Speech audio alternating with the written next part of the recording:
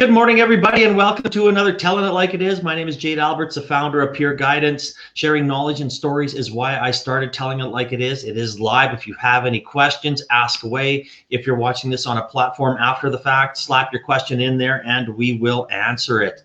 I would like to thank Simply Delivery for their sponsorship. They are an Alberta-owned delivery service expanding across the province. If you need it, they will deliver it. You can download their app or visit their website, simply.delivery. I am excited about today's guest, Kevin Mpunga, the founder of Elev Homes. Kevin, how are you today? I'm doing very well. I had a beautiful run this morning and I'm ready to go. Oh my goodness, you're way ahead of me doing a run already. I'm not a morning workout person. I tried that lots and lots of times. I just can't do it. You got to push yourself onto it. I know. Right? Getting lunches and things like that ready. So it's kind of, I guess, more of a chore than a workout now in the morning. So, but that's right. I wouldn't have it any other way. So. Yes, sir. I know. I always love talking about how we met, and obviously you and I met through Startup TNT, and I guess the kind of we've talked quite a bit over that time frame in the last 5 or 6 months, and I'm really excited about having you share your story. Yes, thank you so much for having me. I mean, like you said, we met, was it a year ago now, almost a year ago? And Yeah. we pretty much kept in touch ever since. You've been very valuable to me personally and to Elev as a business, giving us advice here and there. So thank you for that.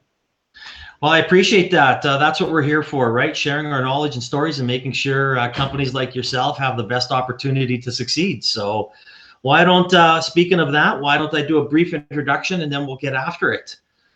So Kevin is a 20-year-old Congolese immigrant. He moved to Canada 10 years ago, bouncing from Calgary to Grand Prairie and now in Edmonton. He's a student at the U of A, pursuing a bilingual nursing degree, and is the president of the Black Students Association. He's also the founder and CEO of Elev, a platform that makes renting easy for students. I love this platform, and when I saw you pitch it on Startup TNT, you were one of the people I wanted to reach out to, and we kind of touched on that a little bit. But why don't you share your story, how you founded Elev Homes? Yeah, great question. So just about almost exactly 3 years ago from around this time, that's when I was starting to prepare to move to Edmonton for school. And one of the preparations was finding a place to stay. And then when I went onto the university website to try and pick one of my dorm rooms, I saw that they had just announced fresh price hikes on not only dorms, but also meal plans, which effectively priced me out of living on campus. So my only other alternative was to live off campus. So this was back when I was 17, still living in Grand Prairie, 5 hours away from Edmonton. I started digging and digging and digging, trying to find a place to stay that was within my budget, that was somewhat close to school, at least accessible by transit, and wasn't a total, nut job. And it was very painful for me to do. I started in about early May and didn't find a place until like end of July and ended up moving mid-August. So throughout the entire summer, I was on edge. I was asking myself, what am I going to do? Where am I going to live? I'm moving 5 hours from Edmonton and from 5 hours away from home, and I have no idea, where I'm going to stay, at least for the first week of school. And I ended up settling for a house that was subpar, to say the least, and still expensive. The only good thing about it is that it was close to campus, but as the semester went on, I started doing some more research on trying to find better housing options, maybe to move the next semester. And I got better at it, at looking for houses. I found strategies and techniques on how to find the nice, affordable homes that are accessible to campus. And I thought to myself, I think every student should be able to have these skills to be able to find housing. As a matter of fact, why not have a platform that makes it easy already so that you don't have to learn these deep strategies that only come with experience. So that's really where Elev was born, out of a personal frustrating experience. And on not only, to help students find the most affordable and most ideal home based on their situation, but also simplify the entire rental process, because my landlord personally in my first year He wasn't the most receptive person. Text messages and phone calls will go unanswered. Um, we had virtually no communication. There was no way of letting him know, what needed to be fixed and whatnot. So we just wanted to simplify the whole thing because we had a hard time with it. So Elev was born out of that. I love those stories, right? And I talk, Mm-hmm. I mention this a lot on a lot of conversations that a lot of companies are born out of a problem or of a necessity or something that Mm-hmm. frustrate a process that frustrates someone like yourself Mm-hmm. when you're looking for something that is number one already a stress. You're moving to a new city, you don't know the city, Mm-hmm. you want to be close to campus, things along those lines, and Mm-hmm. of course all the other things that come with school, and it was like, man, I want to just come here, I want to make it simple, I want to start learning and get on with learning my career and my chapter of my life. So the Mm-hmm. U of A ended up having a program in there, and you obviously reached out to them, Mm-hmm. and obviously you've now kind of taken it over. So I'm jumping ahead a little bit here, but why don't you talk about that process on the U of A program, and then how you pitched them to become a partner and take it over? Yeah, so just to make a distinction, this is U of A Student Union. Student Union, So sorry, they're yes. yeah, no worries. They're separate entities, but yeah, the Student Union actually, it's a long story, but long story short, they own and operate this housing registry. They've been doing it for the past 10, 15 years. And first of all, when I was looking for housing, I had no idea about this because none of it was communicated through me via, the new student handbooks or new students newsletters or the swag bag that you get. None of that was included, and there's a reason for it. It's because that service, to say the least, was not the most user friendly. It's a 15, 20-year old website that hasn't been updated since 2000. I don't know, and it's inoperable. It doesn't have enough functionalities for it to be worth the time to try and work around it. So when we approached the student union as our to work with us, which was an obvious partner for us to have, we felt, why have two services that you're offering to students? Why not just let us take over this? And so that you don't have to worry about operating this anymore. You can lay it to rest. This thing is 20 years old. Let the new, fresh, more elegant generation take over and provide much better services to your students for, a fraction of the cost to you. So that was an obvious choice for us, and I think an obvious choice for them too. And they've been great partners so far, and working with them has been fantastic. So was that? I mean, it sounds easy in the minute and a half explanation that you gave, but with the process, did they believe in your vision? Was that what made them saying yes? Kevin is the guy. Elev is the right partner for us. Yeah, so honestly, in hindsight, I don't. I think the only thing that I had going on for me the first time I approached him was a really good storytelling and the fact that when I pitched to the executive team, which are also students, so they related to the story and they felt it to their core. But honestly, when I first approached him, which was March of last year, this was my first time. This is my first time starting a company. I had barely anything to show for it besides, a 10, 15-page business plan and some BS forecasts and, some scratchy marketing plans. But I think they appreciated that I still put in the effort to present them with these documents and make an effort towards progress.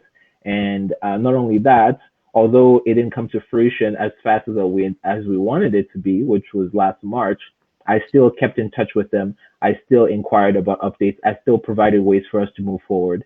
And then the pandemic hit, and then it was quiet and crickets for a while because they had to sort out their stuff, how to navigate through the pandemic. They were in the middle of their election cycles. So we went quiet for a little bit, but I still made the effort to, go back out to them, giving them updates on our progress, how we're going, how we're doing, so that they know that, we're not going to let this go easy. And long story short, we actually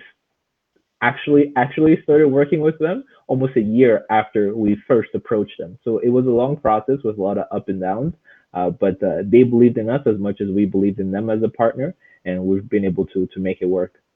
Oh, that's awesome. That's a great story, and persistent pays off. And I love that. You see somebody, people can work together, especially on campus with the Students Association and yourself. Again, I'm talking with Kevin Mpunga, the founder of elevhomes.ca. You can just click on their website in the link in the comment section. It'll take you directly there. I do, obviously you're one of the companies that have been affected by COVID. And I mean, when there's no students coming in, it's hard to make your platform work. So I kind of want you just to touch on that a little bit before I, start talking about your process and how you evolved. Yeah, absolutely. So the pandemic hit us in a good way for the most part, to be honest, because it gave us time to figure things out. Because we didn't have to rush to catch the summer wave of students moving in. It gave us a lot of time to figure ourselves out, which we really needed. During this time, we went through the Startup Edmonton Student Founders Program, which was amazing. It was really our introduction to starting a business into the startup world. And we, coming out of that, that's when we really, somewhat knew what we were doing. So honestly, although we started this way back in January, we didn't really start until like October of last year because we just didn't know what we were doing. It was a lot of scrambling.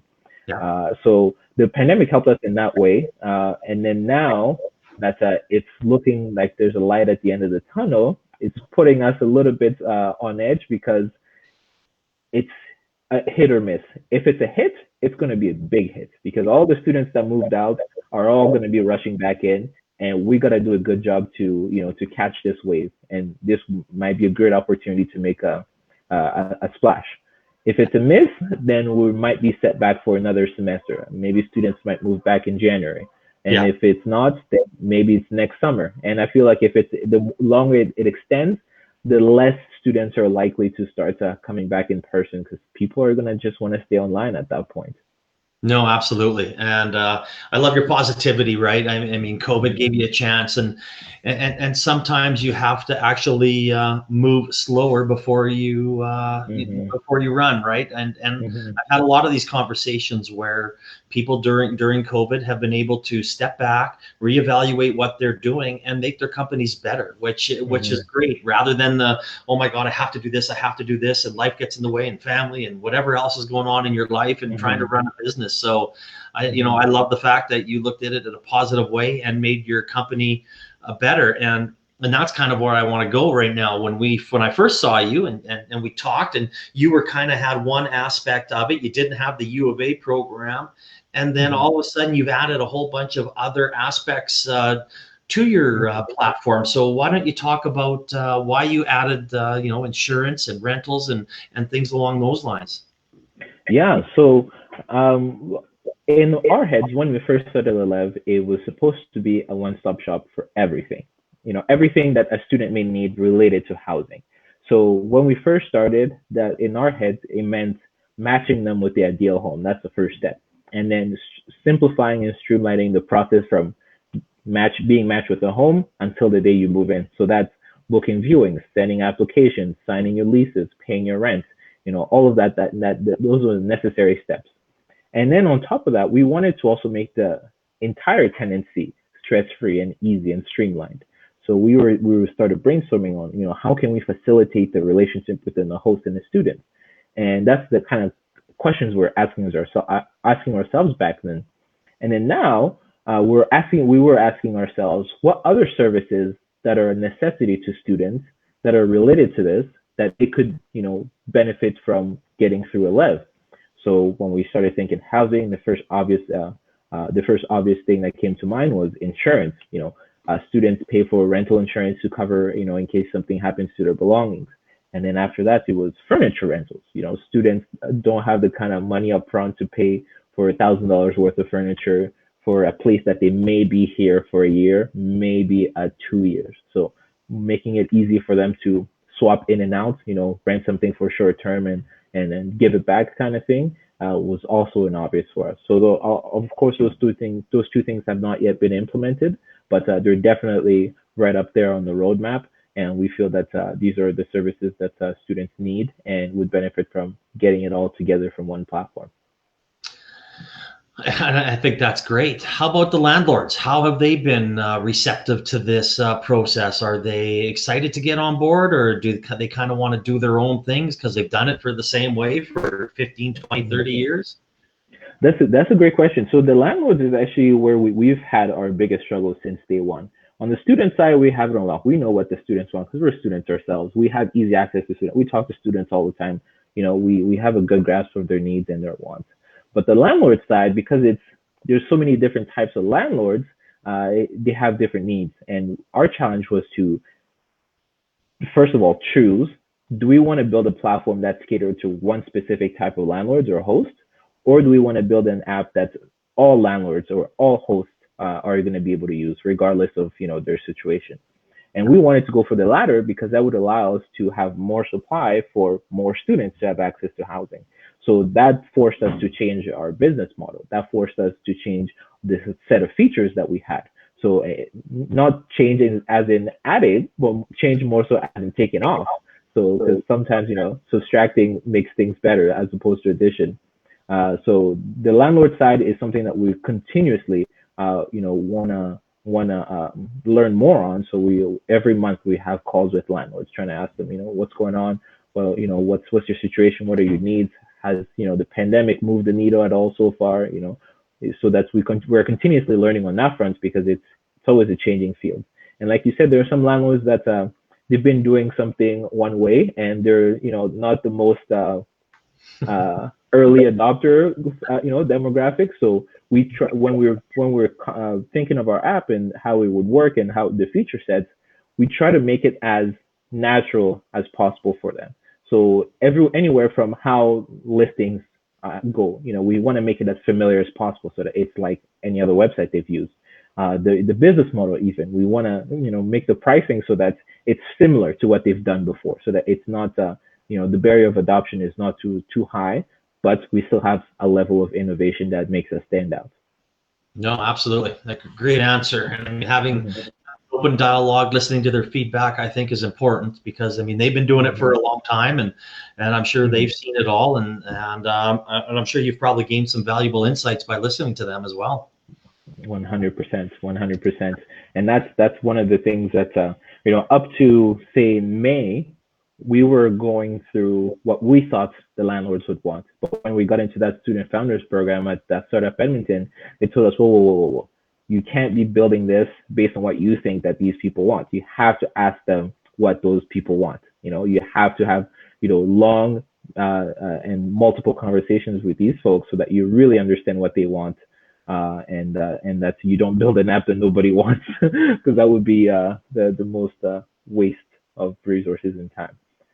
No, that is a truth. That is a truth. And thanks for your comment, Rocky. It's a fantastic app and service. I you know what, we agree. And speaking of that, to expand on what Rocky said here, let's say Jade Alberts, who quits university 30 years ago to take a semester off, now wants to go.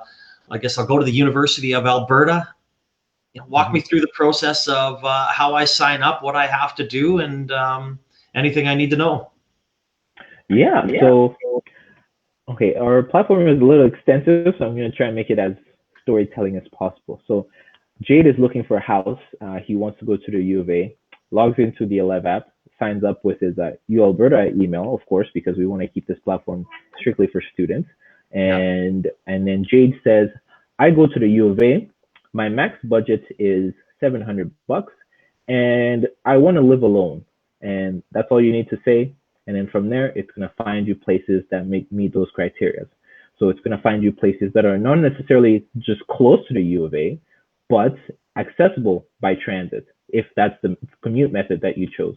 So we're going to try and find things that are, first of all, a walking distance away from the nearest bus stop or train station. And second of all, the distance has to be short enough and with the least transitions possible. And we'll try and find you things that are always below your budget. And that includes utility costs, because these are things that students often miss.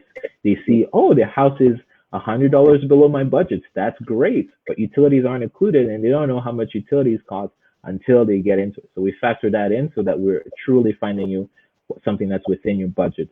And we want to match you with your criteria. So you say you want to live alone, we'll find you a one-bedroom apartment or basement suite or even if you want to, go in a shared housing where they have an empty room, we'll match you with that, and then we'll rank it by what's most appropriate based on your choices to the what's least appropriate. There's a match score right at the top. You can see this is a 90% match. You're gonna love this. You click on it. Two choices.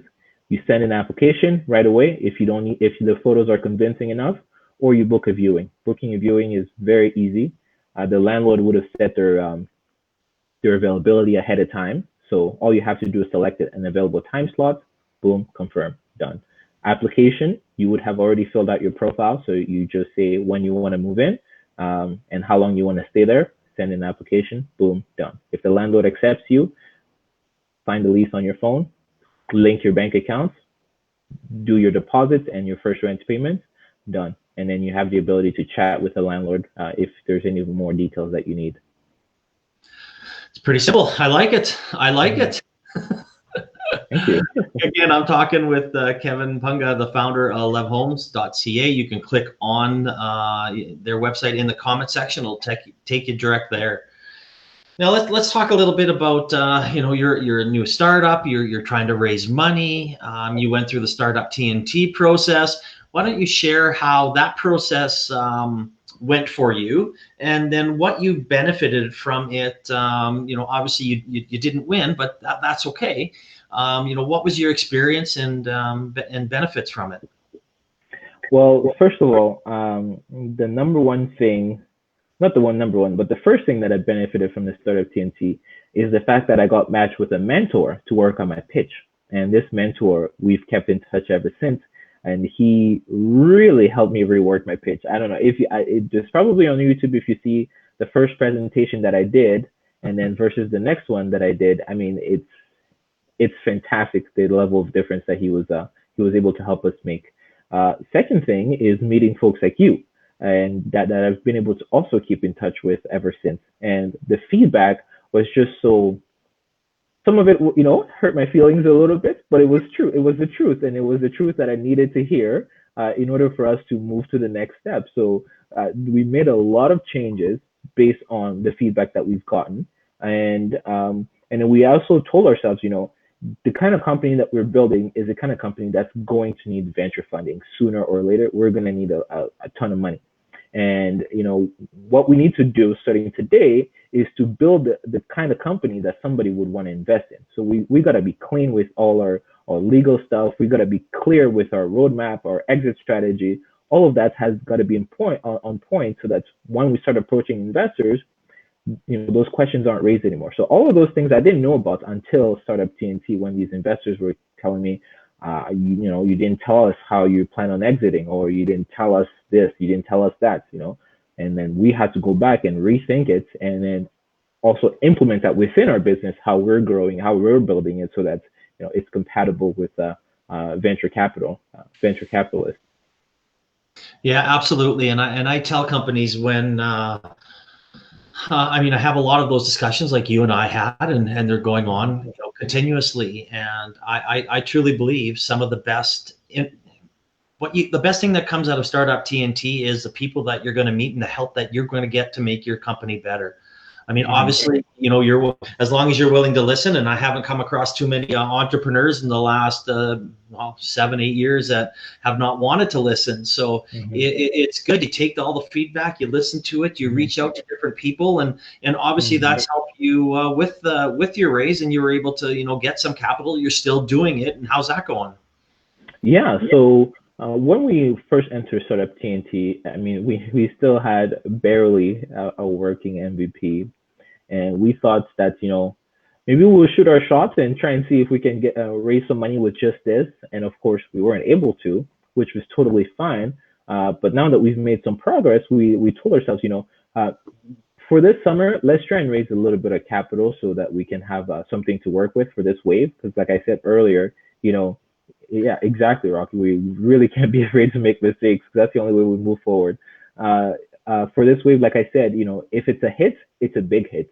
And in order to sustain that big hit, we're going to need some kind of resources to back us up. So we raised a little bit of money, not as much as we were hoping to raise prior to that, because we know that we don't have enough traction to be able to raise that kind of money. But we raised a little bit from from a few angels, and winning some competitions here and there, and grant funding from government and things like that. And then that's basically what's propulsing us for the next 6 months until we have a more solid traction in generating sustainable revenue. And then we go back and do a serious fundraise. And, no, absolutely. That's a good process. And we were talking before, sometimes you have to slow down to grow, right? And it's just not fast. And then, as Rocky said, you sit there, you made some mistakes, you learn from them, and you move forward. So speaking of moving forward, what is next for Elev? Yeah, so right now we're building up the hype for this summer. We have, we spent the last few weeks building up the hype on the student side, and then now we're going to go back on the supply side and get as many listings as possible. We have about 120 so far, but we want to get to about 300, 400 by the end of the month. And so that in June, hopefully there's going to be some kind of announcement as things are moving back online, because that's when students are really starting to search, and then we can start really rolling from there. We actually have a big updates rolling out today that's going to incorporate some of the more core features of our platform, and then hopefully throughout the summer do some improvements and some more rollouts. And then once we wrap up with this summer, we go back into fundraising mode for next summer. And then next summer we hope to be in Calgary, where you are, Jade. I might make a few trips there when we can stop for coffee. Perfect. And and we wanna go down west to BC, and there's some really key cities in BC that we wanna jump in. And I don't want to reveal too much of our secret sauce here, but there are some cities that are really attractive for students that we want to go into next. And basically, it's determined by the ratio of student enrollment to population. Some cities are really high, some are really low, but we want to go to the ones that are really high, but also have a high population. So BC is really a beautiful hotspot for us.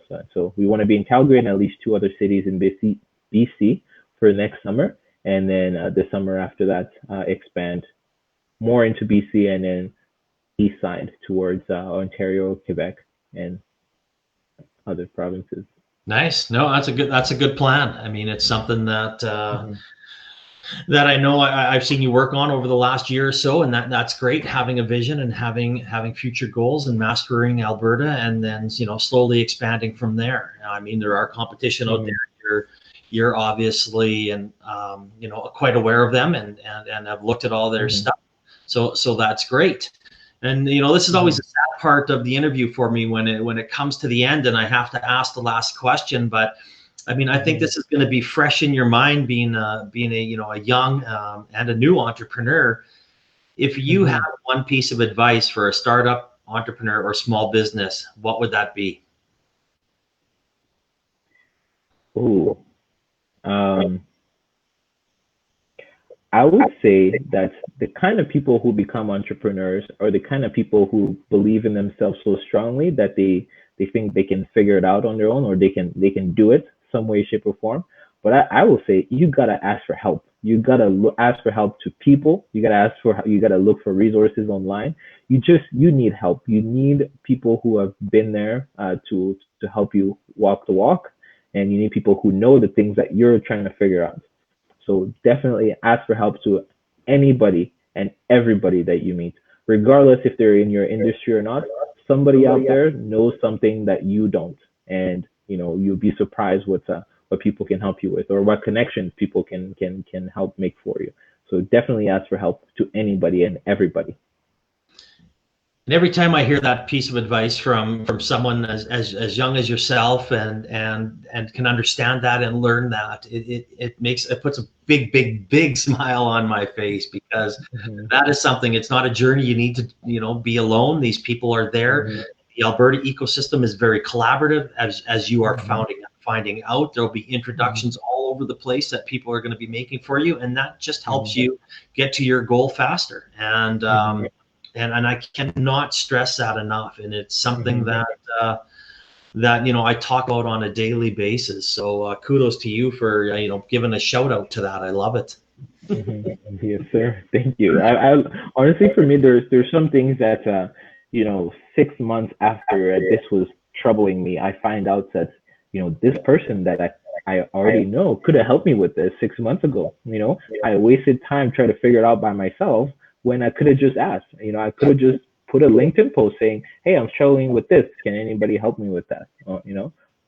Absolutely. I could not agree more. And it's amazing who, like you said, you never know where that you have and start telling your story now.